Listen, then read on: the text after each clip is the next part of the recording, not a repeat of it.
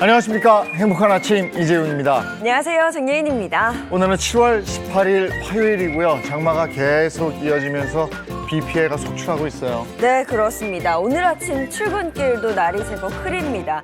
비가 좀 그치고 날이 밝아야 이 수해 복구 점검에 박차를 가할 수 있을 텐데 걱정이 상당히 큽니다. 오늘 날씨 어떤지 이어서 한번 알아보죠. 박수영 기상캐스터 나와주세요.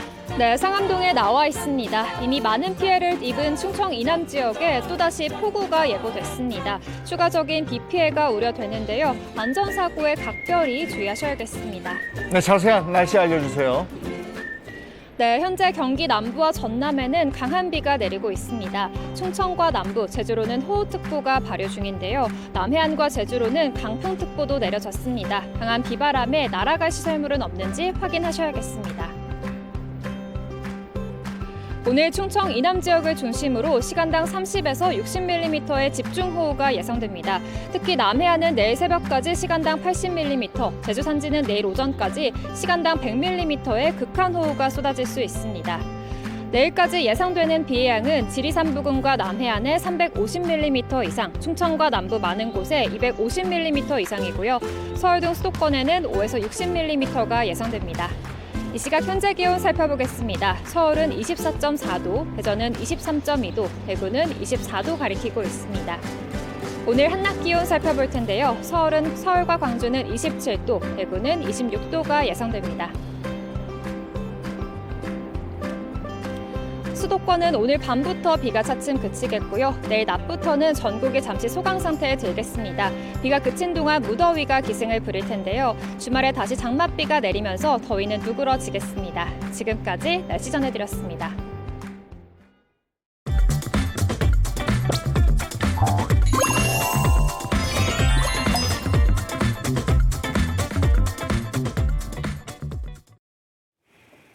네, 화제 이슈를 발빠르게 전해드리는 모닝 브리핑 순서입니다. 방송인 홍규 씨와 함께합니다. 어서 오세요. 안녕하세요. 네, 첫 번째 이슈부터 전해주시죠. 네, 첫 번째 이슈는 친언니 폭행에 숨지게 한 동생입니다. 친언니를 수차례 폭행해 숨지게 한 혐의로 50대 여성이 경찰에 붙잡혔습니다. 어제 경기 시흥경찰서는 폭행치사 혐의로 A씨에 대해 구속영장을 신청했다고 밝혔습니다. 경찰에 따르면 A씨는 지난 14일 오후 시흥시 대하동 소재 다세대 주택 거주지에 찾아온 친언니를 수차례 폭행해 숨지게 한 혐의를 받고 있습니다. 경찰은 지난 15일 오전 9시 25분께 한 여성이 옷을 벗고 돌아다닌다는 주민의 신고를 받고 출동해 A씨를 붙잡아 집으로 데려다주는 과정에서 A씨 자택에서 숨진 A씨의 언니를 발견하고 그를 현행범으로 체포한 것으로 밝혀졌습니다. 경찰은 사망한 여성의 몸 곳곳에서 외상 흔적과 골절이 발견된 점 등을 미뤄 피해자가 사망에 이른 원인은 폭행으로 추정하고 있습니다. 네, 정말 비극적인 사건입니다. 대체 어쩌다 동생이 친언니를 폭행해서 사망에 이르게 한 건지 그 이유가 좀 궁금한데요. 가해자 A씨는 정신질환을 앓고 있어 사건 경위에 대해 제대로 진술하지 않고 있는 것으로 전해졌습니다. 경찰에 따르면 피해자는 동생 A씨의 자택에서 멀지 않은 곳에 살고 있는데 정신질환을 앓고 있는 동생이 혼자 살고 있어 평소에도 약이나 음식을 챙겨주기 위해 자주 방문했던 것으로 알려져 더욱 안타까움을 자아내고 있습니다. 아픈 동생을 챙기던 언니는 목숨을 잃었고 그 동생은 지금 가해자가 되어버린 상황입니다. 또 있어요. 그 옛 연인을 스토킹하고 끝내는 살해한 그런 사건도 있었다고요. 그렇습니다. 옛 연인에 대한 스토킹 범죄가 끊이질 않고 있는데요. 인천에 있는 아파트에서 30대 남성이 스토킹하던 옛 연인에게 흉기를 휘두른 뒤 극단적 선택을 시도한 사건이 벌어졌습니다. 인천 논현경찰서는 살인과 스토킹 범죄의 처벌 등에 관한 법률 위반 혐의로 30대 남성 B씨를 수사하고 있습니다. B씨는 어제 새벽 5시 54분 인천시 남동구 논현동 아파트 복도에서 옛 연인인 30대 여성을 흉기로 찔러 살해한 혐의를 받고 있습니다. 이 과정에서 범행을 말리던 피해 여성의 어머니도 B씨가 휘두른 흉기에 손을 다쳤는데요. B씨는 미리 흉기를 준비한 뒤 피해 여성 집 주변에서 기다렸고 마침 출근하는 피해자를 발견하고 범행을 저지른 것으로 파악됐습니다. 피해 여성의 어머니는 사건 직후 어린 손녀가 있는 집으로 몸을 피한 뒤 112에 신고했고 B 씨는 범행 후 자해를 시도해 의식이 없이 병원에 이송됐으나 현재 생명에는 지장이 없는 것으로 알려졌습니다. 아니 그런데 남성이 이 같은 범죄를 저지르기 전에 이미 접근 금지 명령을 받았었다고 들었습니다. 그렇습니다. 경찰 조사 결과 여성은 지난 2월 19일 데이트 폭력으로 남성 B 씨를 경찰에 신고했었고 지난달 2일에는 스토킹 처벌법 위반 혐의로 고소하기도 했습니다. B 씨는 스토킹 사건으로 수사를 받던 지난달 9일 여성의 집 주변을 배회하다 현행범으로 체포돼 조사를 받고 4시간 만에 풀려났고 지난달 10일 법원으로부터 피해 여성의 100m 이내에는 접근하지 말라고 전기통신을 이용한 접근도 금지한다는 내용의 235 잠정조치 명령을 받았던 것으로 밝혀졌습니다. 그런데 이런 상황에서 B 씨는 피해 여성의 집을 찾아가 이 같은 범행을 저지른 것으로 드러났는데요. 경찰에 따르면 피해자는 B 씨를 고소할 당시 경찰에서 지급받은 스마트워치를 한동안 B 씨의 연락이 없어 해를 끼치지 않을 것 같다며 사건 발생 4일 전에 경찰에 직접 반납한 것으로 전해졌습니다. 이 스토킹 범죄는 우리가 왕왕 이제 이 사건 사고에서 다루는데 네. 어느 정도 예견되는 상황인데 이걸 못 막았다는 게 너무 안타까워요. 참. 자, 다음 이슈 가겠습니다. 다음 이슈는 예스키즈존 고깃집 논쟁입니다. 어린이의 출입을 금지하는 노키즈존을 두고 찬반 여론이 팽팽한 가운데 강원도에서 다소 파격적인 예스키즈존 고깃집이 등장해 화제를 모으고 있습니다. 예스키즈존은 노키즈존에 대항해 어린이 고객을 적극적으로 받는 가게 등을 이야기하는데요. 어제 각종 SNS에서는 강원도 태백시 한 고깃집이 내건 예스키즈존 안내판이 주목을 받았습니다. 이 고깃집에는 사랑스러운 아가들과 어린이들을 환영한다며 똥기저귀 놓고 가셔도 됩니다. 저희가 치우겠다는 다소 파격적인 문구가 붙어 있었습니다. 네. 또 다른 안내판에도 소아암 어린이를 위해 헌혈증을 기부해 주시면 고기 1인분을 드립니다라는 문구를 적어뒀는데요. 해당 가게에는 아기 의자, 어린이 목공 식판, 어린이 화장실 변기 커버, 어린이 보조 수저와 포크 등도 대여하는 등 각종 어린이 용품까지 구비하고 있는 것으로 전해졌습니다. 세계 최저출산율을 보이는 한국에서 노키즈존이 점점 더 늘어나고 있습니다. 이런 아이러니한 상황에서 해당 고깃집이 좀 파격적으로 보이기도 하는데요. 네티즌들의 반응은 어떤가요? 네티즌들 사이에서는 거센 갑론을박이 벌어졌습니다. 먼저 예스키즈존을 지지하는 입장에서는 돈줄을 내주자. 이런 가게가 많아졌으면 정말 귀한 곳이다. 똥기저귀만 보지 말고 그만큼 아이들에게 친화적인 식당이란 소리. 사장님 마음에 감사하다라는 등의 호평을 내놨습니다. 반면에 안내판 속 똥기저귀 놓고 가셔도 된다는 다소 자극적인 문구에 불편한 심기를 드러내는 이들도 많았습니다. 똥기저귀는 가져가게 해야지 그것까지 치워주냐. 그냥 가게 홍보하려는 거지 문구가 과하다. 결국 치워야 하는 사람은 직원일 텐데 직원들의 동의는 받았나 등의 부정적인 반응들이 있었습니다. 이어 예스키즈존은 시끄러울 것 같아서 가기 싫어진다. 예스키즈존 자체에 대한 반발도 포착됐습니다. 이런 논쟁이 벌어진 것에 대해서 업주는 어떤 반응입니까? 업주는 한 매체와의 인터뷰에서 예스키즈존이 많은 관심을 받고 있는지 전혀 몰랐다면서 멋쩍어 했다고 하는데요. 그러면서 예스키즈존을 운영하게 된 계기도 밝혔습니다. 해당 업주는 제주도에 아이들을 데리고 놀러 갔다가 가게에서 안 좋은 일을 겪었고 나는 식당을 운영하고 있기 때문에 가게 주인과 반대로 해보자는 생각을 하게 됐다고 합니다. 그렇게 예스키즈존을 시작하게 됐다고 하는데요. 이어 그는 노키즈존을 만들어서 아이들을 무조건 배제하기보다는 아이가 누구에게나 환영받을 수 있는 환경을 만들고 아이가 떠들거나 공공에 피해를 입히면 아이의 부모들이 나서서 훈육을 잘 할 수 있는 분위기가 유도돼야 한다라고 자기네 생각을 밝혔습니다. 네, 내 아이가 귀하죠. 그런데 공공장소에 가서는 어떻게 해야 된다는 걸 아이한테 교육은 좀 시켜야 됩니다. 네. 자, 다음 이슈 전해주시죠. 세 번째 이슈는 단순 두통 MRI 검사 건보 적용 불가입니다. 오는 10월부터 뇌질환과 무관한 단순 두통과 어지럼으로 찍은 뇌-뇌혈관 MRI엔 건강보험이 적용되지 않습니다. 어제 보건복지부는 뇌-뇌혈관 MRI 급여 기준 강화 내용을 담은 요양급여의 적용 기준 및 방법에 관한 세부 사항 고지를 개정한다고 밝혔습니다. 유예 기간을 거쳐 오는 10월 1일부터 시행되는 이번 개정고시는 지난 2월 발표된 건강보험 지속가능성 재고 방안의 후속 조치로 추진됐는데요.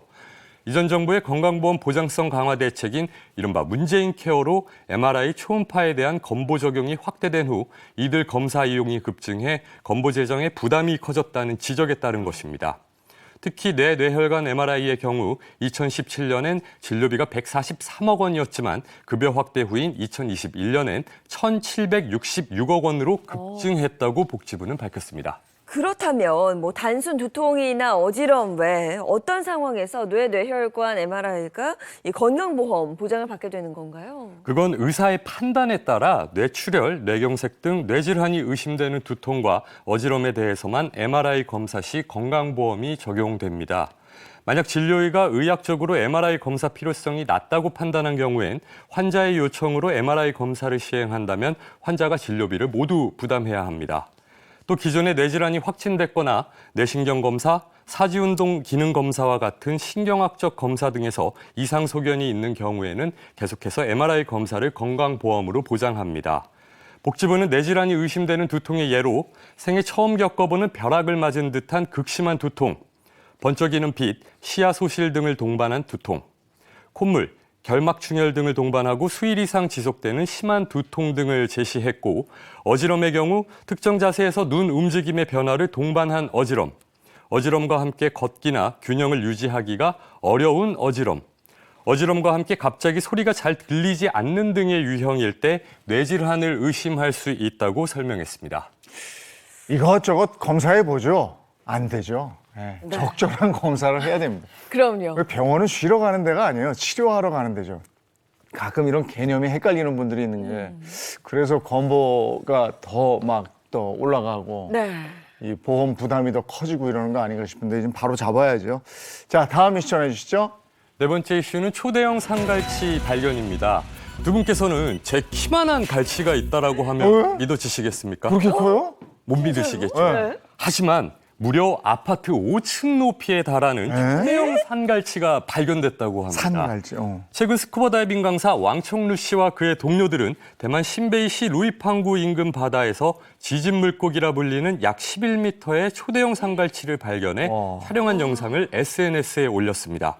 이들이 촬영한 영상에는 은빛 바늘을 가진 산갈치의 몸통 한가운데 구멍이 2개가 나 있었고 해당 산갈치는 몸통을 일자로 세운 채 움직이지 않는 장면이 포착됐습니다. 야, 근데 이 산갈치가 지진 물고기라고 불려요? 이렇게 불리는 이유는 뭘까요? 맞습니다. 산갈치는 수심 1000m의 깊은 물에서도 사는 심해어 중의 한 종인데요.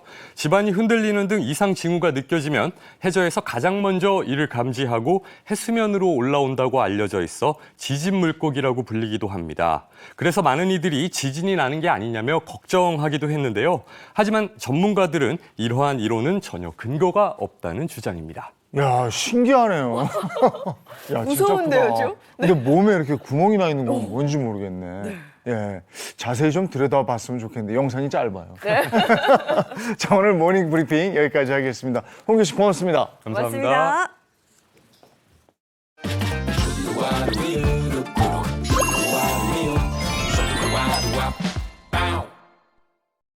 요즘 식당 가서 삼겹살 먹으려고 해도 1인분이 거의 한 2만 원에 육박하니까 그렇죠. 어휴, 부담이 만만치가 않습니다. 그런데 삼겹살을 저렴하게 구매할 수 있는 행사가 있었는데 사람이 많이 몰렸다고 그래요. 가볼까요? 한돈 페스타가 열리는 서울 코엑스. 수십 개의 부스에 긴 줄이 늘어서 있습니다. 대형마트에 가면 1kg당 3만 원 넘는 국산 삼겹살 가격이 단돈 10,000원. 시중 소비자가의 3분의 1 가격에 살 수 있어 소비자들이 몰린 겁니다. 가격 때문에 더 많이 생각을 하다가 못 사게 되는 경우가 많거든요. 줄이고. 근데 여기서는 많고 싸다 보니까 기분이 몇 배로 좋게 돼. 좀 좋아요. 제가 전업주부거든요. 돈을 번 느낌이에요. 하루 만에 준비된 12톤 물량이 모두 동났습니다. 참여업체들은 활짝 웃음을 짓습니다. 아침부터 저 밖에서부터 대기줄이 쭉 서 있어가지고 10시에 오픈해가지고 2시에 다 판매됐으니까 4시간 만에 다 완판되었습니다. 서울 음식점 기준 삼겹살 1인분을 사 먹는 평균 가격이 2만 원에 육박하다 보니 금겹살을 넘어 다이아겹살이란 반응이 나올 정도입니다. 고물가의 소비가 위축되자 돼지고기 소비 진작에 나선 겁니다. 생산비가 굉장히 상승됐고 또 질병이나 이런 부분 때문에도 굉장히 어려움을 겪고 있거든요. 그리고 또 요즘 소비 침체로 인해서 재고가 많이 쌓이고 있는 상태입니다. 이런 어려움 속에서도 우리 한돈이 국민의 먹거리로서 대한한돈협회 50주년과 한돈자조금 창립 20주년을 맞아 국산 삼겹살을 할인된 가격에 판매하는 이번 행사는 오늘까지 진행됩니다. 채널A 신선미입니다.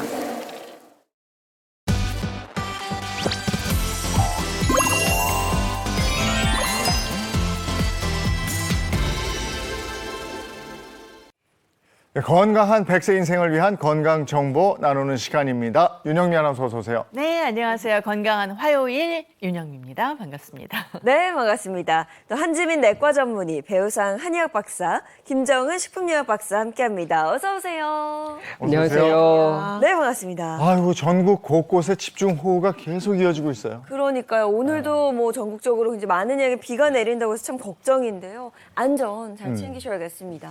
비가 이렇게 막 몰려다니면서 폭우처럼 내리잖아요. 어떤 네. 분들은 열대 우림 지역에 스콜처럼 내린다. 이래서 이게 장마철이 아니고 우기다 이렇게 얘기를 해야 된다. 이런 목소리도 있더라고요. 네, 근데 날씨가 이렇게 급변하다 보니까 몸도 굉장히 힘든 것 같습니다. 어떤 날씨에 내 몸 장단을 맞춰야 되나 왜 고민들 하실 것 같은데 오늘 가장 먼저 어떤 이야기로 한번 펼쳐볼지 주제 영상부터 보고 오겠습니다.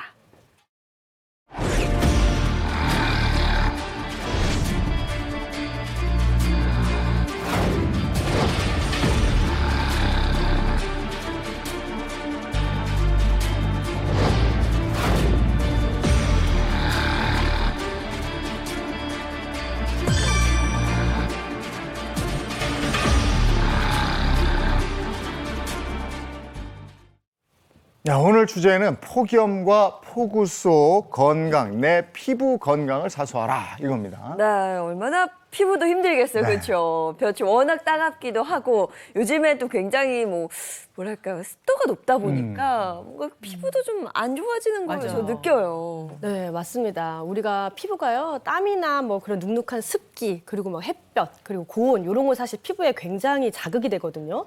그래서 그렇게 되면 피부가 트러블이 생기기도 하고 또 뭐 거기가 노화가 심해지고 심각하게는 또 암까지도 이루어질 수가 있습니다. 네. 그래서 오늘은요, 여름철에 우리가 대표적인 피부 질환에 대해서 저희와 함께 알아보시도록 하겠습니다. 네, 한주 교수님이 대표 질환 알려주실 거고요. 저는 간단하게 구할 수 있는 재료로 피부 건강을 지키는 방법 준비했으니까요. 오늘 끝까지 함께 하시죠.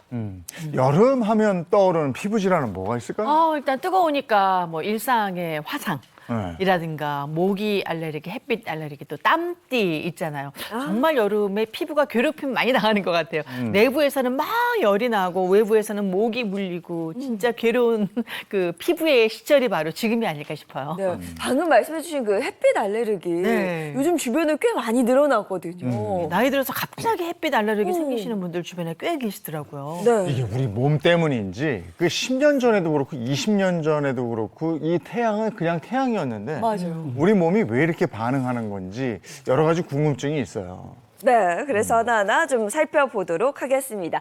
자, 첫 번째로 알아볼 이 피부 질환은요.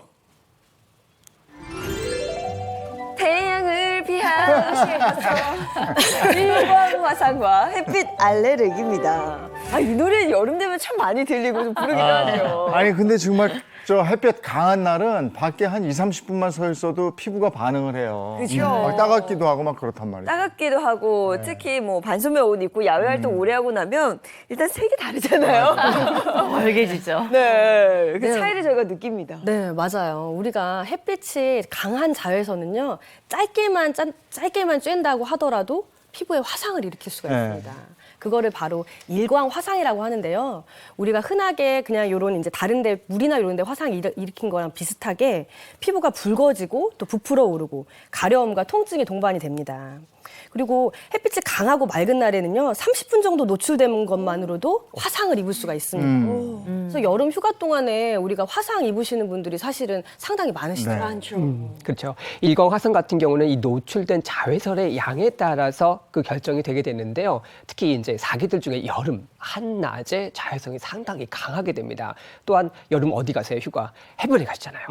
해변이라든지 이런 모래사장 같은 경우는 반사되는 자외선의 양도 어마어마하거든요. 특히 또 흐리다라고 해서 안심하시고 그냥 자외선 차단제 안 바르고 나가셨다가 흐린 날에 이 옅은 구름 같은 경우는 자외선을 차단시키지 못하는 경우가 많거든요. 이럴 때 검게 타시는 분들도 정말 많습니다. 네, 이게 아무리 신경 써도 확 타거든요. 네. 지금 보면 뭐 자외선 차단제도 바르고 여러 가지 준비를 합니다만 뭐 해수욕장 다녀오신 분들 보면 꼭 이렇게 좀 티가 납니다. 근데 흐린 날에도 자외선 차단제 꼭 발라야 된다는 얘기들 하잖아요. 네. 그리고 피부가 거뭇거뭇한 분들보다도 피부가 하얀 분들이 여름철에 일광 화상에 더 주의해야 한다고 그러더라고요. 그러니까 제가 보면은 이렇게 피부가 좀 까뭇까뭇하신 분들은요, 이렇게 잘 타는 것 같아요. 예쁘게 이렇게 입감적으로 탄다거나 할까요? 근데 저는 하루만 이렇게 햇빛에 나가 있으면 벌개지면서 막 가렵고 물집 같은 것도 생기면서 잠도 안 오고 막 뜨겁고 그러면서 까맣게 예쁘게 타지도 않아요. 예, 저는 굉장히 좀 검게 그을린 피부가 부러운데 그게 안 되는 피부가 또 하얀 피부가 아닐까 하는 생각이 들고요. 주근깨 같이 막 이렇게 까맣게 나기도 하고 네, 맞아요. 그렇습니다. 네, 진짜 피부가 밝은 분들이요, 일광 화상에 취약한 게 맞습니다. 그래서 더 피부가 밝으신 분들은 더 여기에 이제 자외선 차단제나 이런 거 바르시고 더 주의를 하셔야 되는데요.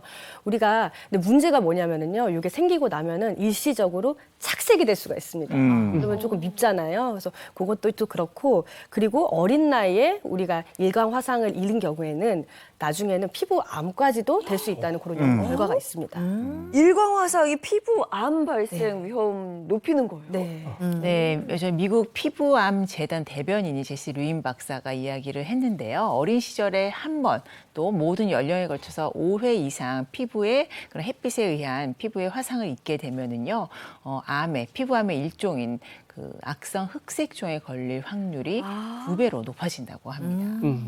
피부암, 뭐 악색, 흑색종 이거 뭐 나하고 좀 관련이 없어 이렇게 생각하시는 분들이 있으시잖아요. 그래서 제가 한 가지 더 드리고 싶은 말씀이 일광 화상 같은 경우는 피부 노화를 앞당길 수도 있습니다. 아, 피부암 말씀하실 때는 좀 먼 얘기인가 싶었는데 노화하니까 갑자기 눈이 번쩍 뜨고 관심이 확 가는데요. 맞습니다. 우리 중년 여성분들은 피부 노화하시면 아주 그냥 민감하시잖아요. 그럼요. 이 높은 기온과 강한 자외선 같은 경우에는요, 피부의 탄력 세포를 파괴시킬 수 있는 정도로 이 모세 혈관을 확장시키게 됩니다. 그렇게 되면 피부가 탄력이 떨어지면서 주름이 발생할 수도 있고요.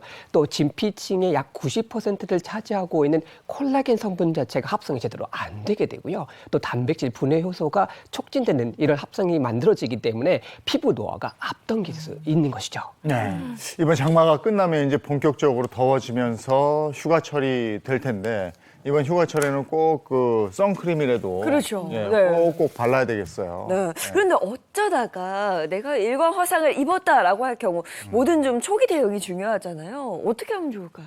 네, 이미 이제 화상을 입었다라고 하면은요, 냉찜질이나 찬물 샤워를 일단 바로 해서 이 열감을 내려줍니다. 근데 냉찜질 할 때 우리 얼음 같은 거 쓸 때 있잖아요. 직접적으로 거기 피부에 닿게 하는 게 아니라 꺼즈나 면이나 이런 거에 쌓아가지고 그렇게 해줍니다. 그리고 나서 이제 보습제나 로션 같은 거 있잖아요. 그런 거를 발라주면 되는데요. 이게 가볍다라고 하면은 보통은 한 5일에서 7일 정도면 이게 괜찮아집니다. 근데 우리가 물집까지 잡히고 좀 더 심한 일광 화상 같은 경우에는 한 2주에서 3주까지도 더 계속될 수가 있습니다. 일광 화상은 어떨 때 병원에 가야 되는 거예요? 물집 잡히고 막 이러면 가야 됩니까? 일단 물집이 잡히시고 껍질이 벗겨지신다라고 하면 반드시 병원을 가실 필요가 좀 있는데요. 물집 잡히신다고 바늘로 이렇게 터트리신 분들이 있으세요. 이러다가 2차 감염되시는 경우도 많고 껍질을 함부로 벗겨내시게 되면 피부가 많이 손상되실 수 있거든요. 그래서 이런 분들은 진통소염제를 좀 드시면서 염증을 좀 줄이고 통증을 좀 가라앉혀서 잘 지내시는 것을 우선적으로 해보셔야 될 것 같습니다. 글쎄 요즘에는 이제 피부가 벗겨질 정도까지 저 밖에서 태양 아래에 있는 경우는 드문데 네. 예전에는 그냥 막 빨빨거리고 돌아다니다 보면 여기 이렇게 벗겨질 정도로 있었어요. 네, 벗겨졌던 그 경험이나 기억들 다 가지고 가지고 있을 것 같아요. 살살 이렇게 벗기잖아요, 이렇게. 근데 이게 잘못 보면 이렇게 때처럼 보여가지고 막 밀리죠. 아무도 묻지 않았는데 먼저 얘기하죠. 이거 탄 거야. 이러면서 가서 막 이러면. 맞아요. 네, 맞아요. 창피하니까. 네, 누구나 그런 경험 있는데요. 저도 그런 경험 있습니다. 근데 이제 고기가 이제 벗겨지고 나서 그 다음 관리가 중요한데요. 거기 안에 있는 피부는 사실 굉장히 연약한 피부잖아요. 그래서 보습제나 이런 것 관리를 잘 해주시는 게 좋습니다. 네, 그리고 이제 일광 화상 입었을 때 우리 왜 오이라든지 감자 그리고 알로에 같은 걸로 천연팩들 많이 하시잖아요. 이제 피부 온도를 내리는 데도 도움을 받을 수가 있는데요. 이러한 재료들을 활용을 할 때 주의하셔야 할 점이 있습니다. 만약에 이러한 재료들이요 오염이 되어 있거나 또는 곰팡이, 세균 이런 것에 오염이 되어 있는 경우가 있기 때문에 2차 감염으로 또 이어질 수 있거든요. 그래서 신선한 재료를 선택을 해서 깨끗이 세척 후에 사용을 하시는 게 좋겠습니다. 한때 알로에가 유행처럼 그랬어요. 그래서 뭐좀 맞아요. 이렇게 후끈거리고 이러면 집에 있는 화분에 알로에 이렇게 따서 뭐 이렇게 벗겨가지고 여기다 이렇게 바르고 이랬던 기억나요. 시원하긴 했어요. 야, 근데 이게 진짜 막 후끈후끈거리고 힘들거든요. 한번 이러면. 그래서 후끈후끈 하시기 전에 미리 예방하시는 게 무엇보다 중요하시겠죠. 7, 8월이 되면 정말 자외선이 강하거든요. 이럴 때 대비할 수 있는 방법, 넓은 챙이 있는 모자하고요. 선글라스, 반드시 자외선 차단제 바르시고요. 밖에 나가실 때는 긴 옷 같은 거 하나 가지고 나가시면서 햇빛이 강할 때 좀 피부를 좀 보호하시는 것이 필요하실 것 같습니다. 또 특히 자외선이 강한 10시, 오전 10시에서부터 오후 2시에 외출을 하신다라고 하면 이런 제품 자외선을 좀 차단할 수 있는 제품들을 활용해 보시는 것이 무엇보다 중요하겠습니다. 자외선 차단제 꼼꼼히 바르라고는 하는데 여성분들은 뭐 화장하시면서 잘 네. 바르는 것 같은데 남자들은 이게 좀 끈적거리고 또 땀 나면은 눈이 따갑고 막 이래서 안 하더라고요. 잘 안 바르는 분들이 많아요. 근데 이게 바르긴 발라야 되겠더라고요. 네, 그럼요. 꼭 발라야 됩니다, 네. 정말. 이게 차이가 너무 확연하기 때문인데요. 제가 사진을 하나 준비를 했습니다. 사진을 보시면은요. 이 꽤 유명한 사진인데요. 네. 요거 사진 혹시 보신 적 있으세요? 없어요. 네. 오른쪽이랑 왼쪽을 이렇게 비교해서 보실 수가 있습니다.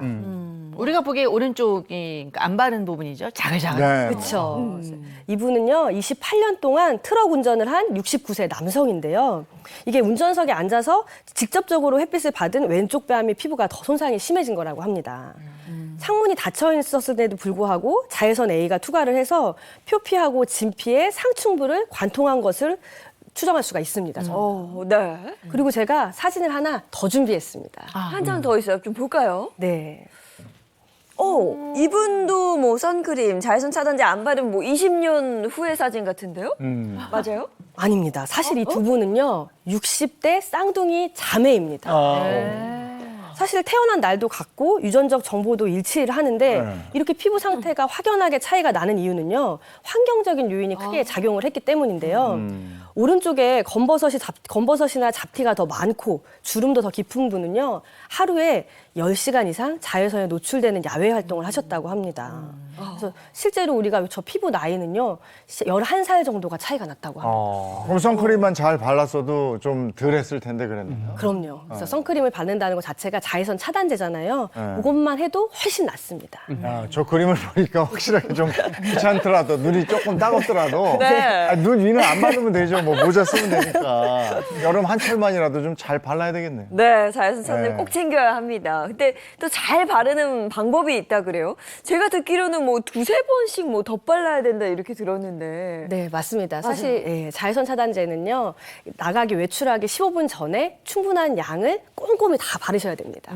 이게 이제 첫 번째고요. 그리고 나가셨더라도 햇빛이 만약에 강한 데를 많이 가신다라고 하면 2-3시간에 한 번씩은 덧바르셔야지 더 이제 효과가 있고 저기가 골고루 바르고 하는 게 더 좋은 거죠. 근데 우리 여성들은 파운데이션을 바르잖아요. 그래서 파운데이션 바르기 전에 저는 자외선 차단제를 꼭 바르는데 2-3시간마다 발라줘야 된다면은 화장 위에 발라야 된다는 얘기인데 그거는 조금 어렵거든요. 뾰루지가 날 수도 있고 화장이 지워질 수도 있고 어떻게 이거를 자외선 차단제를 좀 덧바를 수 있는지 좋은 묘안이 혹시 있나요? 네, 보통 여성분들이 뭐 점심시간이나 이럴 때 화장 고치시잖아요. 네. 화장 고치실 때 그 파운데이션이나 이런 파우더나 보면 거기에도 자외선 차단 지수가 있는 게 있습니다. 그런 거를 사용하셔가지고 화장하면서 같이 하시면은 그때 좀 도움이 될 수 있습니다. 네, 여름철 강한 햇빛에 의한 이 피부 질환에 대해서 알아보고 있는데요. 뭐 앞서도 제가 한번 이야기를 했던 것 같아요. 최근에 좀 많이 보이는데 햇빛 알레르기 앓고 계시는 분들 굉장히 많거든요.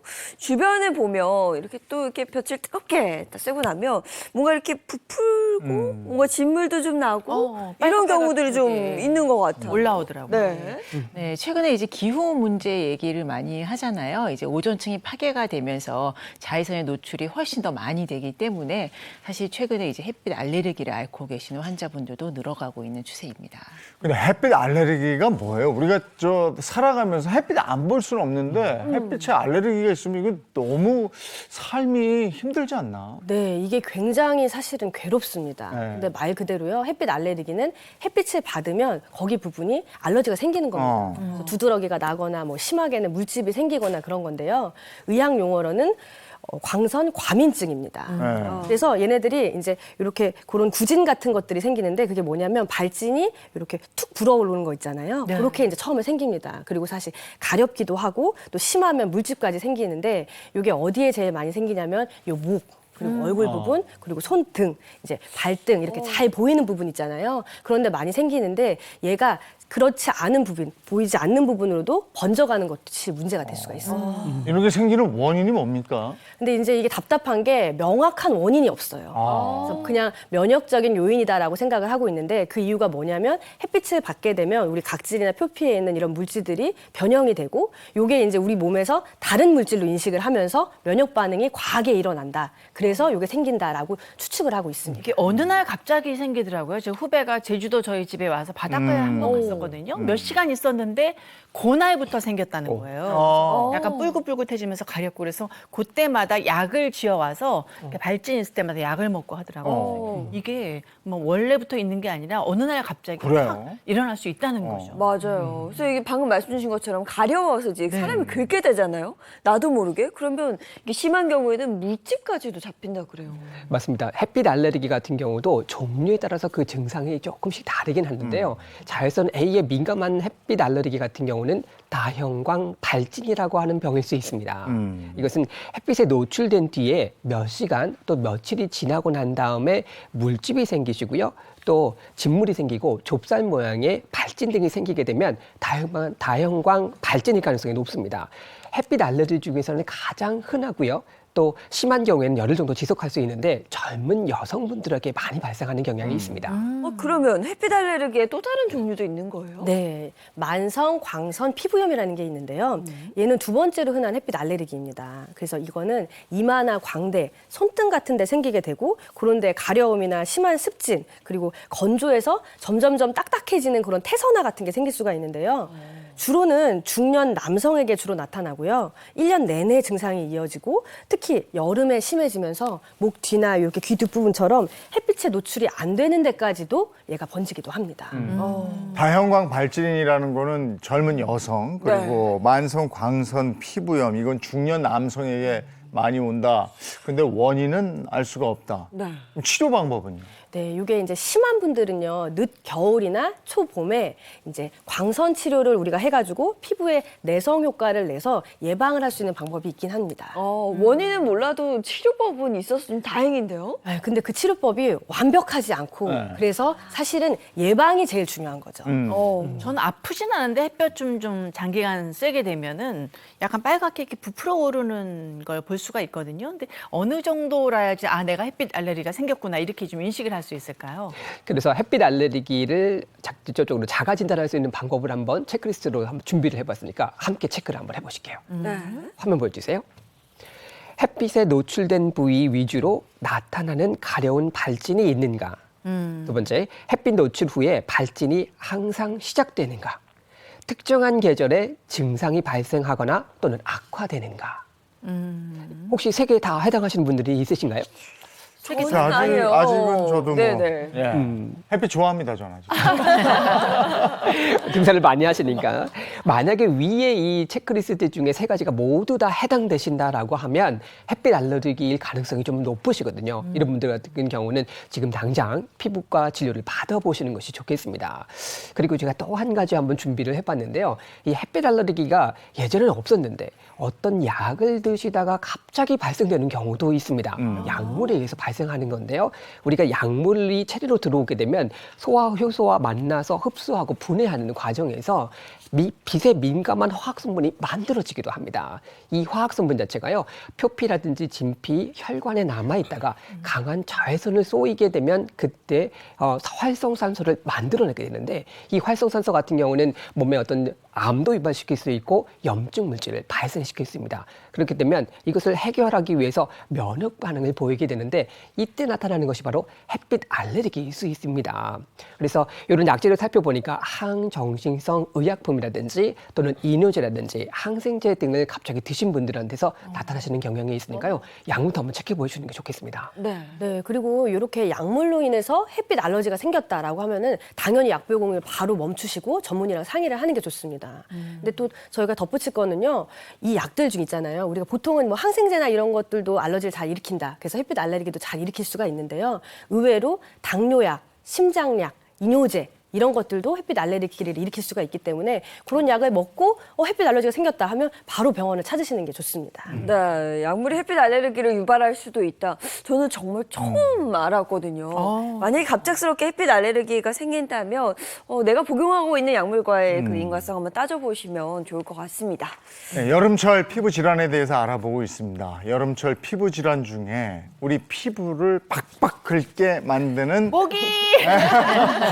모기. 아니, 모기는 왜 여러 사람이 있어서 저만 모르는지 모르겠어요. 뭐 어떤 경우는 뭐 피가 달다 그런 모양이네요. 이런 얘기도 하고. 네. 도대체 왜 그렇게 모기가 저를 공격하는지. 그래서 막 혈액형 따져보고 맞아요. 이랬던 기억이 신경이 잘 있거든요. 문다 이런 얘기도 하고. 네, 그래서 준비해봤습니다. 한번 보여주시죠. 여름이 괴롭다, 간질간질, 모기 알레르기입니다. 모기 알레르기라고 하죠. 그래서 모기 때문에 이제 피부가 참 이게 심하게 막 부풀어 오르고 이러는 사람들도 그럴 수 있거든요. 있죠. 네. 그리고 아우 간지러워 정말. 그러니까요. 예. 2차 감염도 걱정되고. 네, 그럼요. 이제 요 모기가 물어가지고 이렇게 그 근처만 이렇게 발적이 나는 게 아니라 물고 나서 심하게 이렇게 붓는 경우가 있습니다. 그런 게 바로 모기 알러지인데요. 이럴 때는 이제 병원에 당연히 치료가 필요하죠. 가가지고. 네, 그럼 모기 알레르기가 많이 있나요? 어때요? 네, 사실은 흔하지는 않은데요. 사실 어린아이들이 요 모기 알러지가 생기면 많이 답답하게 됩니다. 그래서 제가 조금 더 말씀을 드리면은요. 아까 말씀드렸던 것처럼 이렇게 자국에 있는데 거기 근처가 빨갛게 이제 조금 불어난 정도다. 이게 아니라 그 주변으로 뭐 3배, 4배 이상으로 전체적으로 막 부어오른다. 그러면 모기 알러지라고 생각을 하시면 되고, 그런 분들은 이제 심하게는 거기 근처에 물집까지 잡히는 경우가 있습니다. 그래서 이것도 증상도 차이도 좀 있는데요. 기간적인 차이도 좀 있습니다. 모기에 물리고 난 다음에 일반적으로는요, 이 자극이라든지 가려움증 같은 게 하루 이틀 정도 오게 되면 좋아지게 되잖아요. 근데 모기 알레르기 같은 경우에는 이틀 이상이 지속되거나 물집 같은 증상이 한 심할 경우에는 한 열흘 정도까지도 지속될 수도 있습니다. 특히 반응이 심해서 물집이 생기게 되면 2차 감염 위험이 있거든요. 그래서 모기에 물리고 난 다음에 붓고 또 물집 자체가 생기는 게 한 이틀 정도 지속이 좀 나타나고 가라앉지 않는다 이렇게 생각하신다라고 하면 모기 알레르기를 의심하시고 병원에 가서 치료받으시는 것이 안전하겠습니다. 역시 모기 물렸을 때는요, 응급조치 방안이 있죠. 네. 이게 딱 모기 물리자마자 이게 부어오르는 그 부위가 있으면 요걸 딱 이렇게 해서 그 십자가 모양으로 이렇게 조금 눌러주면 맞아요. 요거 아주 괜찮습니다. 시원하죠, 시원하죠. 그건 참 변치 않는 것 같아요. 제가 어렸을 때 학교 다닐 때도 이렇게 십자가 모양으로 네. 꾹꾹 누르고 막 간지럼 참았던 그런 그건 아마 기억이 있어요. 20세기에도 그랬고 21세기에도 19세기에도 아마 그랬을 겁니다. 근거가 있나요? 누가 가르쳐주지 않아도 따라 하시죠. 십자가를 만드는 경우. 근데 생각해 보셔야 될 게 우리 손톱 밑에는요, 정말 많은 균이 살고 있습니다. 그래서 물론 하시고 가려움증을 좀 줄여줄 수 있는 방법이 되긴 하겠지만 감염 항상 중요하신 게 감염이 되실 수 있기 때문에 또 침을 바르신다든지 했을 때는 식중독을 유발할 수 있는 포도당 경우도 옮겨서 갈 수 있으니까 주의하실 필요가 있겠습니다. 아니, 그러면 어떻게 해야 되는 거예요? 하면 안 된다 그러면 바르면 힘들거든요. 네, 제가 가장 효과적인 방법을 하나 알려드리면은요, 물리자마자 바로 비누로 씻는 겁니다. 근데 그 이유가 뭐냐면은요, 모기가 이렇게 딱 물고 나서 거기 피가 굳으면 안 되니까 산성물질을 거기다 주입을 합니다. 그래서 그거를 인식을 하면서 이제 알러지처럼 나오는 건데요. 그래서 비누는 근데 알칼리성이잖아요. 그러니까 씻고 나면 간지러움이 조금 덜할 수가 있습니다. 그리고 붓기나 이런 것들은요, 이제 따뜻한 걸로 온찜질을 해주거나 아니면 드라이기를 좀 쐬어주거나 이렇게 하면은 붓기는 조금 가라앉게 할 수 있습니다. 아우 더운데 또 거기다가 뜨거운 거랑 이렇게 해주라고요? 네, 사실은 이제 그 약국에 가서 네. 그 연고를 바르시는 게 제일 낫죠, 사실은. 그래서 연고 바르시는 게 제일 좋은데요. 만약에 이제 그게 여의치 않다라고 하면은요, 주변에 반창고나 테이프 같은 거 있잖아요. 네. 그런 걸로 해도 이렇게 덮어주시는 게 좋습니다. 왜냐면은 산소랑 이렇게 만나서 우리가 가려움증을 유발하는 경우가 많이 있기 때문에 산소랑 차단을 일단 좀 해보는 거죠. 네, 뭐 테이프나 반창고 꼭 기억해뒀다가 모기 물리자리 위에다 한번 살짝 붙이면 좋을 것 같습니다. 근데 사실 뭐니 해도 최고는 그냥 안 물리는 거거든요. 그렇죠. 그렇죠. 근데 유독 저도 굉장히 같이 있어도 목이 잘 물어요. 네. 왜 그럴까요? 이 주변에 모기가 나만 물어, 왜 나만 쫓아와 이렇게 생각하시는 분들 좀 있으신데요. 이런 분들 같은 경우는 은연중에 내가 모기가 좋아하는 행동이라든지 모기를 유인하는 행동이 있지 않은가 한번 생각해 보실 필요가 좀 있습니다. 첫 번째로 모기는 향이 나는 물건들을 상당히 좋아합니다. 그래서 향이 강한 향수라든지 화장품 이런 거 많이 안 쓰신다 하더라도 바디 로션이라든지 또는 뭐 바디워시 같은 경우도 향이 강한 거 있거든요. 이런 걸 활용하셨을 때 이 모기를 유인할 수 있는 방법이 될 수 있습니다. 두 번째는요, 이산화탄소를 모기가 정말 좋아합니다. 이산화탄소. 우리 여름에 덥잖아요. 자기 전에 시원한 맥주 한 잔 드시죠. 그러면 이 잘 때 입에서 이산화탄소를 그렇게 많이 내뿜게 됩니다. 그래서 모기를 유도할 수 있는 방법이 될 수 있고요. 특히 체중이 정상보다 많이 나가시는 분들도 숨을 쉴 때 이산화탄소가 많이 나올 수 있거든요. 또 체중이 좀 많이 나가신 분들, 지방이 많다라고 하면 땀에서 나는 특이한 채취가 모기가 그렇게 좋아합니다. 땀 냄새도 해당이 되네요. 그리고 이 모기 같은 경우는 열을 통해서 사람을 감지하기 때문에 체온을 좀 낮추는 방법이 좋거든요. 그래서 자기 전에 어떤 목욕을 좀 통해서 시원한 물을 통해서 몸속의 체온 자체를 조금 낮추시고요. 또 향이 없는 무향의 바디로션이라든지 이런 걸 활용해 보시고 난 다음에 또 시원하게 주무시는 것이 좋겠고요. 또 로션 같은 경우는 향을 사실 쓰지 않는 것이 무엇보다 중요하겠습니다. 이게 아이하고 어른하고 같이 자면 꼭 아이를 물어요. 근데 아이들이 기초 체온이 높아서 그럴 수도 있겠네요, 그죠? 맞습니다. 아이들 같은 경우는 이제 연자체가 아무래도 체온이 좀 높으니까 네. 좀 더 다가가는 원인이 될 수 있겠죠. 예. 모기의 표적이 되지 않으려면 채취가 좀 안 나야 되네. 네. 향수 같은 거 뿌리지 네. 말고. 최대한 향을 자제하는 게. 맥주 마시지 말고.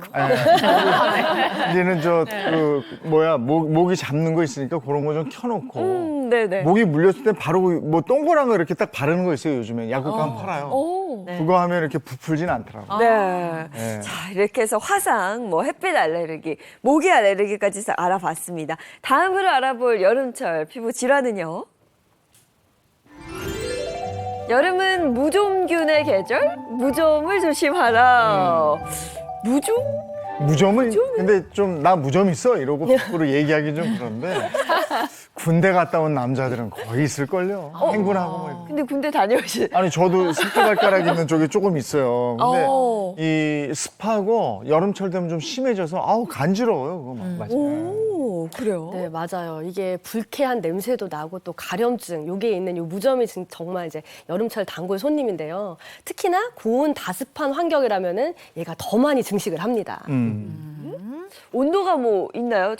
네, 이제 온도 같은 경우에는 25도에서 30도 사이고요. 또 딱 여름철에 습도가 굉장히 높잖아요. 습도가 이제 70도, 70% 이상이 됐을 경우에 족부 백선, 즉 이제 무좀이라고 할 수 있죠. 이제 급격히 증가를 하게 되는데 이제 건강보험 심사평가원 자료에 따르면은요, 2019년에는요, 2019년에서 2021년 7월, 8월 손, 발톱 무좀으로 병원을 방문한 환자 수를 한번 살펴봤는데요. 7월과 8월 각각 28만 8,071명이었고요. 또 28만 5,773명이었는데 2월과 비교를 해보면요. 확연하게 또 증가를 한 것을 확인할 수가 있습니다. 여름철에 단연 환자가 많네요. 그러니까 아무래도 슬리퍼하고 샌들을 신는 그 여름이니까 이 발톱 무좀이 드러나기 때문이 아닐까 하는 생각도 들고 그러면서 또 여름철에 병원도 많이 찾는 거 아닐까요 혹시? 이 여름철에 병원에 많이 가는 이유가 이렇게 드러나니까 그렇죠. 나 이게 보여지니까. 치료해야 되겠다 이런 것 같은데요. 네, 맞아요. 그래서 대한의진균학회에 따르면은요, 근데 국내 무좀 유병률은요 한 3%에서 4% 정도입니다. 근데 우리가 사실 이게 무좀 있다고 병원을 안 찾는 분들 그리고 무증상인 분들 있잖아요. 그분까지 포함하면 한 30%는 될 거다라고 추정을 하고 있습니다. 그 생각보다는 유병률이 높네요, 그죠? 그러네요. 네. 무좀 환자가 많은 거예요. 근데 무좀 얘기는 참 많이 네. 듣고 이렇게 남성분들 거의 뭐 무좀 없는 분들이 없을 네. 정도로 많이 있는데 정확하게 무좀이 뭔지 모르겠어요. 발톱이 뭔가 이렇게 막 상하기도 하고 가렵기도 하고 벗겨지기도 하고 그러더라고요. 네, 맞아요. 무좀은요, 표재성 곰팡이증, 이게 이제 정식 명칭입니다.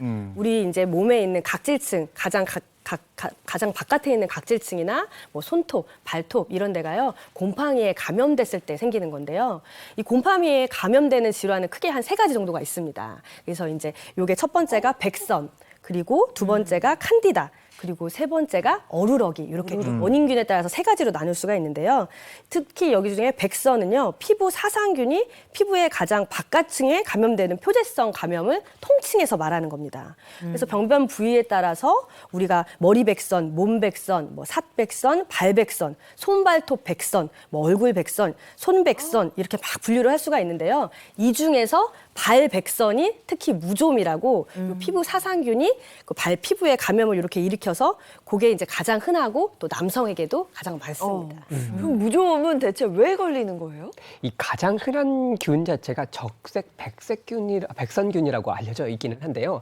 일반적으로 무좀이 있으신 분들한테 접촉을 통해서 옮기게 되거나 또는 무좀 환자들이 많은 또 맨발로 많이 다닐 수 있는 수영장이라든지 목욕탕에 있던 발수건이라든지 신발을 같이 좀 신으셨다든지 이럴 때서 감염될 수 있습니다. 무좀 환자의 발에 이 인설이라고 하는데 살피듬 묘가 안에서는요, 곰팡이가 정말 많이 서식을 한다라고 하거든요. 이 곰팡이가 맨발로 다니다 보면 떨어져요, 인설 자체로. 그래서 그것을 밟았을 때 감염이 될 수 있다라고 합니다. 특히 발의 습도가 높은 환경, 군대 가시면 많이 걸리는 이유가요. 이 군화를 오랫동안 신고 계시는 분들이 많으시잖아요. 또 직장인분들 중에서도 신발, 구두 같은 경우는 오랫동안 신고 계시면 습도가 높아지게 됩니다. 이럴 때 걷거나 하셨을 때 발에 상처가 조금 생기시면서 요 틈을 통해서 무좀균이 옮아갈 수 있다고 합니다. 수영장, 목욕탕에서 많이 감염될 수 있다고요? 네, 어디 뭐 목욕탕 뿐이겠습니까? 저희가 맨발로 다니는 데는 다 그렇게 생각하시면 됩니다. 뭐 워터파크라던가 아니면 백사장 이런 데 있잖아요. 이런 데들도 다 거기에 감염이 될 수가 있고요. 그리고 최근에는 우리가 발톱 관리 같은 거 하잖아요. 네. 페디큐어. 이런 거 할 때에도 옮는 사례가 많다고 합니다. 그래서 우리가 이게 공공장소에서는 가급적이면 사실은 신발이나 양말은 안 벗고 또 수건이나 이런 개인 물품들 있잖아요. 이런 거는 개인 거를 사용하는 게 좋습니다. 이게 잠잠하다가 올라오면 그렇게 가려워요.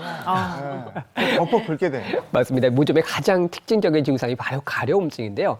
발가락 사이, 특히 5번째와 4번째 발가락, 4번째와 3번째 발가락 사이에 가장 많이 증상이 나타나게 됩니다. 증상이 나타나게 되면 습기에 불어서 허옇게 되거나 짓무르거나 또는 각질이 벗겨지기도 하고요. 가려움증이 좀 나타나기도 하는데요. 이 발바닥에서도 발바닥 가장자리에서도 이렇게 좀 인설 같은 게 좀 많이 떨어지기도 하고 또 심하게 가렵고 물집이 피기도 합니다. 인설이 떨어지게 되면 다른 사람들에게 저림을 할 수 있는 상황도 발생될 수 있는 것이죠.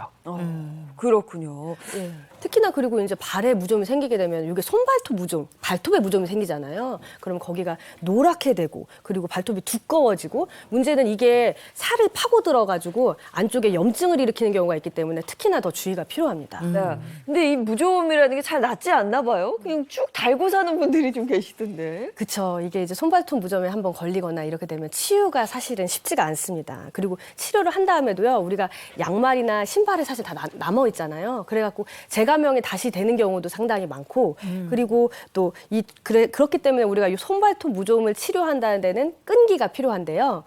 대한의진규학회에 따르면요, 손발톱 무좀의 1년 내 재발률이요 36%에 달합니다. 그리고 또 치료 실패율도 25%에서 40%로 매우 높습니다. 네. 그러니까 이게 뭔 얘기냐면 완치를 하기 위해서는 손발톱이 한번 다 끝까지 자라야 되거든요. 그래서 만약에 손톱 같은 경우만 하더라도 한 4에서 6개월. 그리고 발톱 같은 경우에는 12개월에서 18개월을 꾸준하게 치료를 해야 되는데 사실 조금 좋아지시면은 이게 큰 생명에 지장이 있는 거 아니기 때문에 금방 또 그냥 치료 그냥 중단하시고 하니까 계속 가지고 가시는 경우가 더 많습니다. 네. 그럼 무좀 예방법 자세히 좀 알려주세요. 최선의 예방법은 발 관리고 청결을 유지하는 게 매우 중요하신데요. 아까 습도가 높았을 때 이 무좀이 많이 생긴다고 말씀을 드렸잖아요. 그래서 저녁에 들어오셔서 발을 깨끗하게 씻으신 다음에 발가락 사이사이에 물기가 남지 않도록 헤어드라이기 같은 것을 말려주시는 것도 좀 필요하시고요. 내가 발에 땀이 많다 이렇게 생각하신다라고 하면 양말을 하나 준비를 더 하셔가지고요. 중간에 한번 갈아 신는 것도 필요하시고요. 신발 같은 경우도 월수금 다른 신발, 목, 화, 목, 토 다른 신발 이렇게 나누어서 신으시는 것도 한 가지 방법이 될 수 있겠습니다. 네. 그리고 또 요즘에 장마철 같은 경우에는요, 우리 레인부츠 하나씩 다 가지고 있잖아요. 자주 신는데. 네, 맞아요. 네. 레인부츠를 신게 되면은 거기 안에 이제 빗물이 와서 이제 축축하게 되는데 사실 그대로 또 그냥 이제 그냥 그대로 냅두게 되면은 그 안에서 사실 뭐 곰팡이, 세균 이런 거 다 자라게 됩니다. 네. 그거 관리 깨끗하게 잘 해주시는 게 필요할 것 같습니다. 예. 여름철 피부 질환에 대해서 알아보고 있습니다. 무좀까지 알아봤고요. 네. 다음은요. 아, 이거 정말 괴롭습니다. 여름철 땀 참 많이 나죠. 땀이 불러온 나비 효과, 땀과의 전쟁, 다한증, 액취증, 땀띠입니다. 땀을 우리가 그냥 이렇게 축축하다 생각도 하지만 그 여름철에 운동할 때 땀 한번 쫙 흘려주면 또 기분 좋기도 하거든요. 네. 땀은 또 굉장히 중요한 역할을 하기도 한다면서요. 네, 그럼요. 이 땀은 사실 굉장히 중요한 역할을 합니다. 이 뜨거운 몸을 식혀주는 사실 네. 어떻게 보면 생존 반응인데요. 몸의 온도가 올라가게 되면 우리 뇌에 있는 이제 시상하부에서 땀을 내라 해서 땀이 나오게 되면 이게 증발하면서 몸의 온도를 내려주게 됩니다. 그리고 또 그 과정에서 사실 불순물도 다 밖으로 빼주는 거죠. 근데 문제는 이게 너무 많이 흘리거나 악취를 동반하게 되면 사실 문제가 되는 겁니다. 그래서 땀에 의한 피부 질환 제일 먼저 생각해 볼 수 있는 것이 바로 다한증입니다. 땀이 많이 나는 건데요. 필요 이상으로 많은 양의 땀이 분비되는 질환이 바로 다한증입니다. 그 다한증 있는 분들 손 잡아 봤거든요. 저 축축하죠. 정말 상상 이상으로 훨씬 더 축축하더라고요. 그 손을 잘 안 잡으려고 하시더라고요. 맞아요. 네. 네네. 아니 힘들어하면 요즘 죽잖아. 같은 때는 또 이제 막 이렇게 꿉하잖아요. 네. 이런데 몸에 땀까지 나고 이러면 그렇죠. 좀 그렇거든요. 맞습니다. 그래서 다한증을 질환이다 이렇게 설명도 하게 하는데요. 종류를 한번 살펴보면 부위에 따라서 국소다한증 또는 전신다한증, 안면다한증, 또 수족다한증으로 이렇게 구분하기도 하고요. 또 원인에 따라서 설행질환이 있는 경우는 뭐 속발성 다한증, 또 원인질환이 없는 경우에는 원발성 다한증 이렇게 구분하기도 합니다. 속발성 다한증 같은 경우는 대부분 증상이요. 전신으로 땀이 많이 나시는 경우가 많습니다. 신경계 질환이라든지 내분비계 이상, 뭐 갑상선 질환이 있다든지요. 또는 뇌하수체 증상이 있다든지 암이나 폐경이 됐을 때 이럴 때도 발생할 수도 있고요. 또 악성 종양이라든지 약물 등에서 발생하는 것이 바로 속발성 다한증이고요. 원발성 다한증은 이렇게 원인 질환이 없습니다. 가족력이 있는 경우가 좀 많고 또 부위적으로 봤을 때 손, 발, 또 얼굴이라든지 겨드랑이처럼 어떤 한 부위에 나타나는 경우가 정말 많거든요. 그래서 긴장하거나 감정 변화가 좀 특히 심할 때 교감신경의 이상으로 발생되는 것으로 알려져 있습니다. 다한증 있는 분들은 그래서 여름을 굉장히 두려워하거든요. 혹시 뭐 정말 특별한 치료법이 있는지 그게 정말 궁금해요. 네, 원발성 다한증은요, 사실 아까 말했던 것처럼 원인이 아주 특별하게 딱 있지는 않습니다. 그래서 스트레스를 줄이고 뭐 명상을 마사지를 하고 그리고 심호흡을 하고 이런 것들을 하면서 조금 증상을 호전을 해볼 수가 있고요. 속발성 다한증은 분명히 어떤 질환이 있잖아요. 그러니까 그 질환을 일단 꼭 치료하는 게 필요합니다. 우리가 이제 땀 나는 게 별거 아니라고 생각을 할 수가 있지만 사실 이거 땀 나는 것도 굉장히 스트레스이기 때문에 다시 또 스트레스고 다시 또 다한증 이렇게 계속 반복될 수가 있거든요. 그래서 치료를 이제 고려를 하실 정도 땀이 많이 난다고 하면은 그거를 생각을 해보시는 게 좋습니다. 치료 효과는 좀 있습니까? 이게? 네, 이제 치료를 크게 한 2가지 정도 나눠볼 수가 있는데요. 하나는 이제 국소로 도포하는 겁니다. 땀구멍을 막아서 염화 알루미늄 성분인 그런 이제 제제를 도포를 하게 되면 이제 땀이 나질 않는 거죠.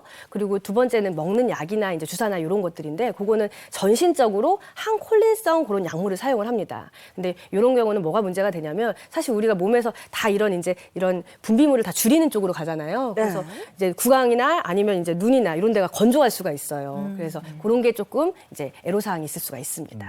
이게 땀도 땀인데 이 땀으로 인한 냄새 이것 때문에 스트레스 받아 하는 분들 많더라고요. 예, 말씀하셨던 건 바로 액취증이다 이렇게 표현하기도 합니다. 땀 냄새로 인해서 채취가 나는 것인데 이런 것은 어떤 사람한테는 좀 고통이 좀 되실 수도 있고요. 큰 고민거리가 될 수도 있습니다. 그러면 액취증은 병적으로 땀 냄새가 많이 난다 뭐 이런 겁니까? 네, 맞습니다. 근데 그거에 대해서 제가 설명을 드리려면 땀샘에 대해서 제가 한번 설명을 드려볼게요. 땀샘은 크게 2가지가 있는데요. 하나는 에크린 땀샘, 그리고 하나는 아포크린 땀샘 이렇게 2가지가 있습니다. 그래서 체온 조절과 노폐물 배출을 담당하는 게 바로 에크린 땀샘이고요. 그리고 아포크린 땀샘은 겨드랑이, 젖꼭지, 귓구멍, 눈꺼풀 이런 특정 부위에 집중적으로 발달이 돼 있습니다. 그래서 이 땀이 생성되는 땀샘에 따라 땀의 성질이 다른 거죠. 그래서 에크린 땀샘에서 나오는 거는 이제 그 분비물이나 이런 이제 수분이나 이런 것들이기 때문에 냄새가 나질 않는데 아포크린 땀샘에서 나오는 거는 단백질이나 지방이고 이게 나와서 세균이랑 결합하거나 산화되거나 이러면 그게 냄새가 나는 겁니다.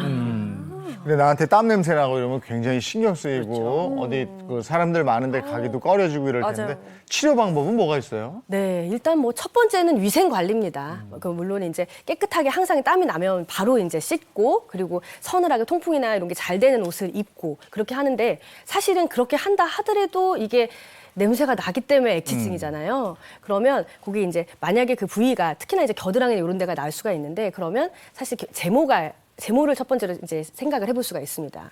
그 땀이나 이런 것들이 그 털에 이제 붙어 있어가지고 냄새를 더 낼 수 있기 때문에 제모를 해볼 수가 있고 그리고 보톡스나 이런 거를 거기다 해서 땀구멍을 일시적으로 좀 줄어들어서 땀이 좀 덜 나게 하는 방법도 할 수가 있습니다. 그리고 이제 너무 심하시다 그러면 수술도 고려해 볼 수 있는데 그 다음번으로는 그 땀샘들을 파괴하는 레이저 시술도 해볼 수가 있습니다. 그 데오드란트라고 하죠. 뭐 뿌리는 거, 또 바르는 거 이런 것도 여름에 많이들 사용을 하시거든요. 이거 어떻게 효과가 있는 걸까요? 이 데오드란트 같은 경우는 세균이 자라는 것을 억제를 해가지고 이 냄새가 나는 것을 방지하는 효과를 가지고 있습니다. 그런데 땀이 나는 것을 억제하시는 건 아니거든요. 그래서 데오드란트를 활용하신다고 하면 땀이 나기 전에 미리 조금 뿌리시는 것이 좋겠고요. 땀이 난 뒤에 사용을 하셨을 때는 땀 냄새를 좀 없앨 수는 없기 때문에 그 활용 방법을 조금 잘 생각해 보시는 게 좋겠습니다. 땀이 나는 부위에 땀을 막는 방법 같은 것도 쓰는 분들이 있더라고요. 네, 맞아요. 땀 억제제를 사용한다는 게 그 염화 알루미늄이나 이런 것들처럼 땀구멍을 막는 겁니다. 그러면은 이제 사실은 이제 그게 일시적인 효과는 있을 수 있는데 이게 땀구멍 오랫동안 쓰게 되면은요 그 땀구멍에 변형이 생길 수가 있어요. 그래서 이거를 사용하실 때는 꼭 전문의랑 상의 후에 사용을 하시는 게 좋습니다. 네. 그리고 또 아이 키우는 어머니들 같은 경우에는 여름철에 있죠. 아시죠? 네. 땀띠. 저도 이제 둘을 키워봤으니까 특히 이제 여름철엔 여기 피부가 접히는 부분이 있잖아요. 네. 다리 오동통하잖아, 아이들이. 거기 접히는 데다가 이제 뭐 뿌리는 거. 근데 저는 그때 감자 전분도 뿌려봤어요. 가루약 이렇게 발라줘. 네네, 그런 것도 있는데 혹시 또 자연적인 게 더 좋지 않을까 해서 뭐 감자 전분. 아이 땀띠에다가. 네네, 땀나는 부위에다가. 이거 잘한 건지 모르겠는데. 근데 유독 아이들은 진짜 왜 이렇게 땀띠가 나는 거예요? 맞아요. 멀겋게 되잖아요. 막 그러게, 그렇더라고. 네, 맞아요. 이 땀띠가 뭐냐면은요, 이게 땀이 나오는 그 구멍 있잖아요. 거기를 막아서 생긴 게 땀띠입니다. 그래서 사실은 이제 그 구멍을 막아주게 되고 이제 깨끗하게 이제 거기를 이제 잘 잘 씻고 긁지만 않고 또 통풍이 잘 되게 되면은 잘 가라앉는 그런 질환이기는 한데요. 근데 이 가려움이 너무 심하게 되면은 국소 스테로이드 크림이나 아니면 항히스타민제를 복용을 하면서 조금 증상을 완화하게 할 수가 있습니다. 네. 윤영미 아나운서는 그 감자 전분을 툭툭 뿌려줬다고 어디서 했는데. 그런 얘기를 들었어요? 아니 그 아이들 바르는 분 같은 거 있잖아요. 저는 그 베이비 파우더. 그래 그거. 네, 그거 뿌렸던 기억이 그래도 나거든요. 예, 자연적인 게 좋지 않나요? 잘 모르겠어요. 근데요, 그게 이제 사실은 감자 전분이든 그 베이비 파우더든요. 만약에 땀띠가 생기기 전에 땀이 좀 난 상태여서 그거를 땀을 흡수시키려고 한다면 좋습니다. 근데 방금 말씀드렸던 것처럼 땀띠라는 게 결국에는 이 땀구멍을 막아서 생기는 뭐 물집이라든지 거기에 생기는 발진이라든지 이런 거잖아요. 그래서 오히려 땀띠가 생기고 나서 거기에 베이비 파우더나 이제 그런 걸 하게 되면 이게 이물감이 더 생겨서 오히려 잘 안 나을 수가 있습니다. 그럴 네. 때는 깨끗하게 씻고 이제 로션이나 이런 거 발라주시는 게 더 좋습니다. 네.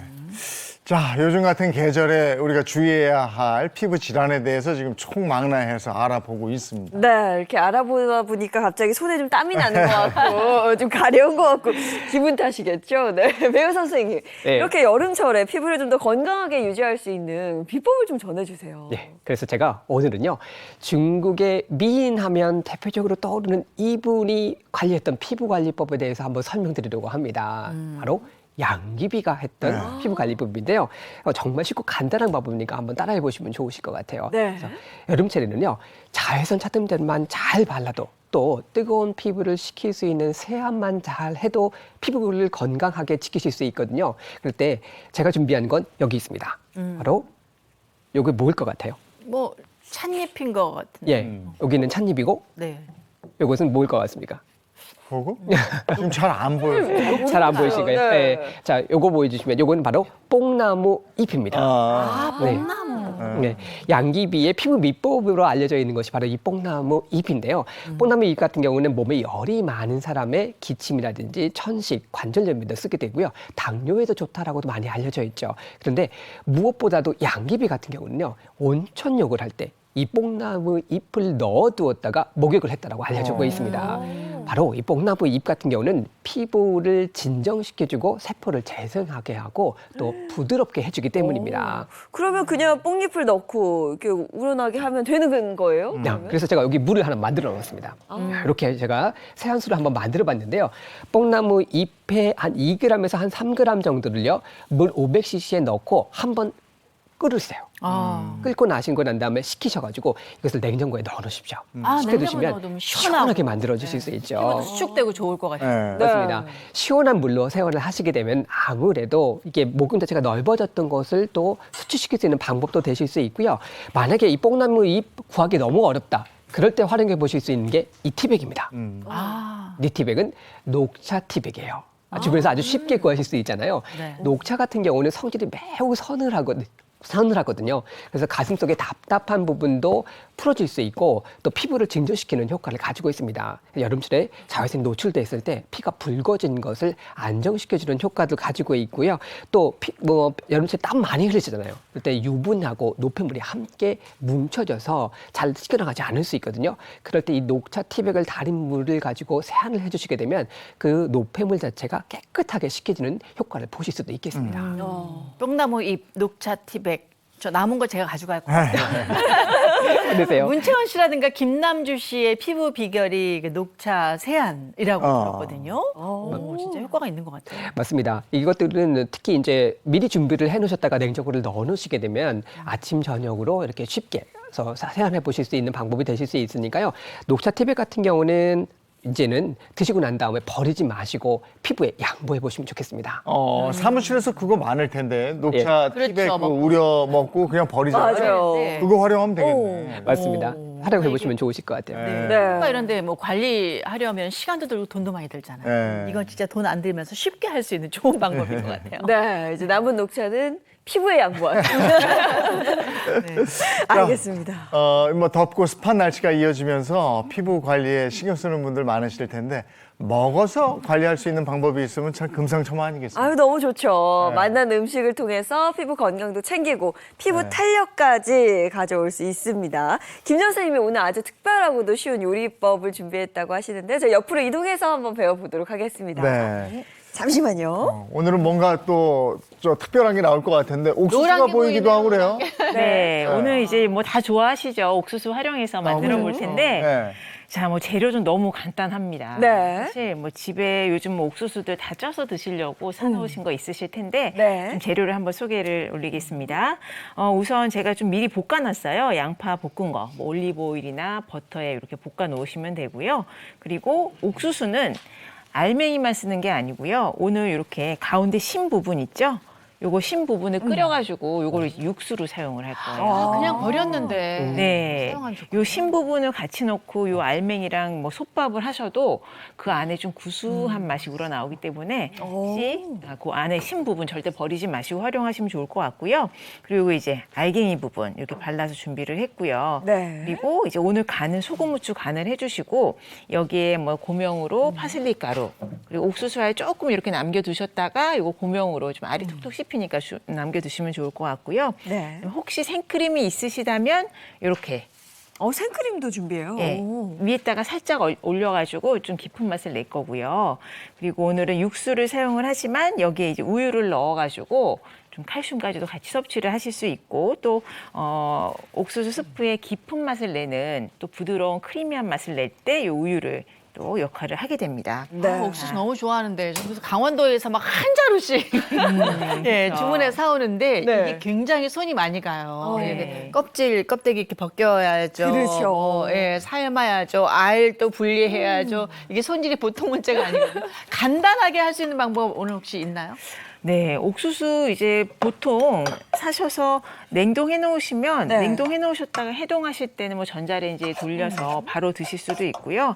그리고 저는 삶아가지고 보통 이제 알을 좀 다 발라놔요. 그래서 바른 알을 소분해가지고 냉동시켰다가 밥할 때 얼은 채로 위에 올려가지고 밥을 하는 거죠. 옥수수 밥. 네, 네. 그럼 찰옥수 같은 경우는 1년 내내 그렇게 좀 찰기 있게 드실 수가 있고요. 네. 자, 그러면 이렇게 지금 이제 양파 이제 마저 볶아 볼게요. 네. 자, 이렇게 이제 볶아서 양파가 투명해지면 양파의 매운맛도 좀 사라지고요. 달큰한 맛, 감칠맛이 올라오거든요. 네. 그리고 여기에 옥수수알 발라놓은 넣어주세요. 거 넣어줍니다. 이 양파는 버터에다가 볶으신 네, 거고 네. 나른해질 때까지 볶았다가 이제 발라놓은 옥수수 알. 네, 옥수수알을 넣어줍니다. 근데 요거는 그냥 이대로만 먹어도 맛있을 것 같아요. 그럼요. 버터가 들어가 있어서. 아니 옥수수야 그냥 먹어도 맛있어. 이 버터에다가 또 이렇게 하면 굉장히 또 맛있거든요. 이렇게 그냥 볶아서만 드셔도 맛있을 텐데 오늘 여기에다가 이제 우유 이렇게 잘 볶아졌으면 우유 넣어주시고 네. 그리고 요거 옥수수 심을 넣어서 한번 끓인 거예요. 예. 오늘 좋은 거 배웠네요. 저 옥수수 심 그냥 버렸는데. 요거 끓여 드셔서 그냥 요것만 드셔도 좀 구수하고 맛이 있거든요. 약간 달큰한 맛이 나요. 네. 요대로만 드셔도 맛이 있고 이렇게 이제 육수처럼 활용을 하셔도 되고 이제 팔팔 끓기 시작하면 여기 이제 소금 후추 간을 할 거예요. 네. 그래서 오늘은 물론 이제 따끈할 때 드셔도 되지만 이렇게 한두 번 따끈할 때 드시고 나서 냉장고에 차갑게 해두시면은 차가운 채로도 굉장히 맛이 있거든요. 네. 네. 어, 자, 소금. 맛있겠어요. 사실 이런 옥수수로 만든 뭐 스프나 이런 것들은 네. 레스토랑 가서 먹어볼 생각을 하지 집에서 한다는 엄두가 안 나거든요. 네, 그렇죠. 그리고 오늘은 이제 또 차게 해서 드실 텐데 다른 스프들, 뭐 예를 들어서 뭐 브로콜리 스프라든지 양송이 스프 이런 것들은 좀 차가워지면 살짝 그 채소의 특유의 비린내가 날 수가 있어요. 네네. 근데 옥수수 스프나 또 감자 스프 같은 경우에는 차게 해서 드셔도 그런 이제 채소의 비릿한 냄새가 전혀 없거든요. 없어요. 오. 그래서 아마 레스토랑 가서 드실 때 감자 스프 차게 해서 나오는 거 드셔보신 적 있으실 거고 네. 옥수수 스프도 옥수수도? 네, 차가운 스프 드셔보신 적이 있을 거예요. 그래서 저는 이렇게 좀 알갱이가 씹히는 상태로도 좋아하고 네. 이렇게 이제 다 끓으면 뭐 오래 끓이실 필요 없습니다. 여기에 바로 뭐 이제 도깨비 방망이 같은 거 넣어가지고 갈아주셔도 되고 믹서기에 옮겨서 네. 갈아서 완성을 하시면 되는데 이제 그렇게 해서 완성된 스프가 이렇게 이제 제가 그릇에 좀 담아봤거든요. 자, 이렇게 됐으면 여기에 생크림을 나중에 고명으로 훨씬 보기에 좋죠. 진짜 고명으로 그냥 위에 올라가는 네. 거예요. 그리고 크림이 올라가는 순간 굉장히 고급스러워지죠. 네. 요리가 이제 되는 것 같고. 그죠. 이렇게 위에다가 옥수수도 조금 살살 뿌려주시고 네. 그리고 요즘 그 생으로 먹는 옥수수 있잖아요. 네네네 초당 옥수수라고 제주도에서 해서 많이 나는 거. 당도가 그거로 해도 굉장히 괜찮을까요? 높죠. 네, 초당 옥수수. 오늘은 이제 초당 옥수수를 준비를 했는데 찰옥수수보다는 초당 옥수수를 하면 당도도 좀 있고요. 식감이 좀 부드럽거든요. 근데 찰옥수수를 하실 경우에는 조금 더 이제 찐득해져요, 국물이요. 예, 그렇기 때문에 그때는 우유 양을 조금 늘리시는 것도 방법입니다. 네, 이렇게 아주 간단하게 맛있는 옥수수 스프 한번 만드는 법 배워봤습니다. 옥수수가 피부에는 어떤 좋은 영향을 줄까요? 우리 장 건강이 나쁘게 되면 피부가 트러블이 많이 생기게 됩니다. 그래서 대변이 잘 안 나가고 가슴이 답답하게 되면 피부 자체가 거칠어질 수 있게 되는데요. 옥수수 같은 경우는 변비를 예방하는 데 효과를 보실 수 있습니다. 특히 옥수수 한 개에는 약 10g의 식이섬유가 들어있거든요. 이 식이섬유를 잘 섭취하시게 되면 변도 양도 많아지고 부드럽게 잘 나가실 수 있는 효과를 보실 수 있고요. 또 옥수수 같은 경우는 작은 양을 먹어도 포만감을 좀 쉽게 느끼실 수 있기 때문에 다이어트 식품으로도 상당히 좋습니다. 단 주의하실 게 당뇨 환자분들 같은 경우는 주의해서 섭취를 하셔야 되는데요. 혈당 지수를 높이는 이 GI 지수가 상당히 높아요. 그래서 급격하게 혈당을 높일 수 있기 때문에 당뇨 환자 또 조절이 안 되신다고 하면 이런 분들은 조금 양을 줄이시는 게 좋겠습니다. 아, 진짜 맛있네요. 아니 이렇게 와, 차갑게 먹어도 이 스프가 맛있네. 맛있고 이 안에서 톡톡 터지잖아요. 네. 약간 달달하면서 짭조름하고. 어떻게 보면 또 옥수수 라떼 같은 네, 그러네요.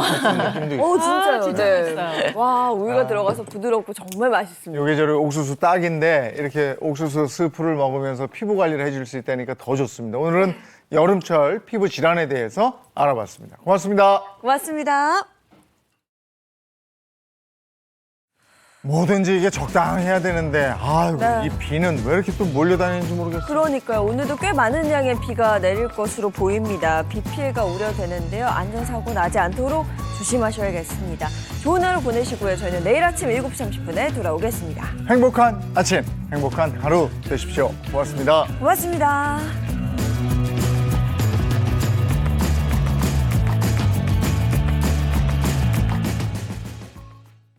채널 A